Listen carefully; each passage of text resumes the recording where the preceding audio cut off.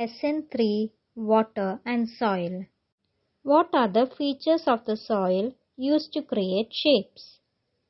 Examine the color and the size of the grains. So let's see the features and the color and the size of clay soil. Can lie wet for long periods, easily compacted if poached while wet, bakes hard in dry condition. Size of clay soil is less than 0.002 mm. Color of clay soil is reddish brown or darker brown. Are the soils seen around us the same? No. Let us examine. Observe the soil and complete the table. The place of collection, color of the soil, other features. Coastal area, brown, less in nutrients. Forest, light gray, rich in nutrients. Swampy area, black, rich in nutrients. Mountain, dark brown, rich in nutrients. Do all the soil that you collected have the same color? No. Are there differences in the size of grains? Yes. The story of the soil. Friends, you know me. I am the soil. I am of different types. My nature is different in different places. There are lakhs of microorganisms and many other compounds in me.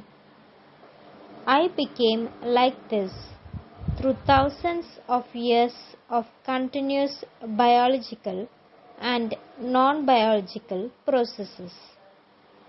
You have read the beginning of the story of the soil. Find out more information about the process through which the soil is formed. Discuss with your friends, complete the story of the soil and write it in your environmental science diary.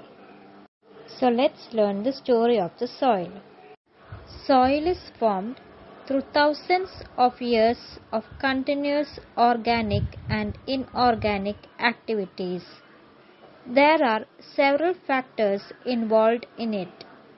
The major ones are as follows: time, weather change, temperature, ice, storms, etc. Flow of rivers, rock breaking, erosion, waves in the sea, biological activity. Within the soil. Which are the creatures that live within the soil? Try to write. Earthworm, ants, millipede, centipede, snails. Observe the soil in your school surroundings using a hand lens. Which creatures were you able to find? Beetles, termites, fungi, grubs, antlion. Where do they get the food, water and the air that they need? Let us do some experiments to find this out. Air in the soil. Is there air in the soil? How can we find out? So we will know more about air in the soil through an experiment.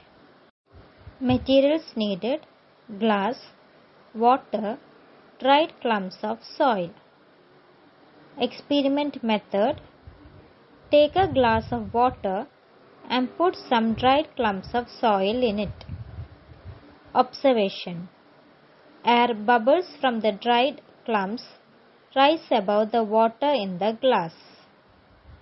Conclusion: soil contains air. Water in the soil. Are there traces of water in the soil? How can we find out? So let's learn more about water in the soil through an experiment. Water in the soil. Materials needed: transparent bottle, soil from biodiversity garden. Experiment method. Collect the soil from the biodiversity garden in a transparent bottle. Close it and keep it in the sun for 10 minutes. Observation. Water particles cling to the sides of the bottle.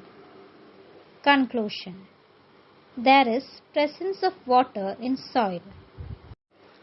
Biomass in the soil. Next, let us do an experiment to find about the biomass in the soil. Biomass in the soil. Materials needed: soil from biodiversity garden, water, transparent glass. Experiment method. Take half of the soil collected from the biodiversity garden in a glass. Add water and mix well. Observation. Many objects, including dust from dry leaves, are seen floating in the water above the soil embedded in the glass.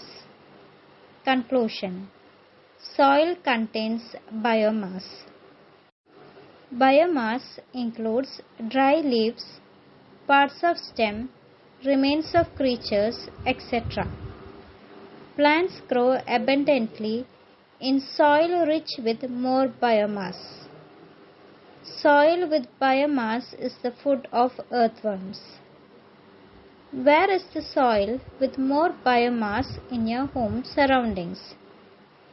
We can find more biomass in a home garden. Thank you. Please like, share and subscribe my channel for more updates.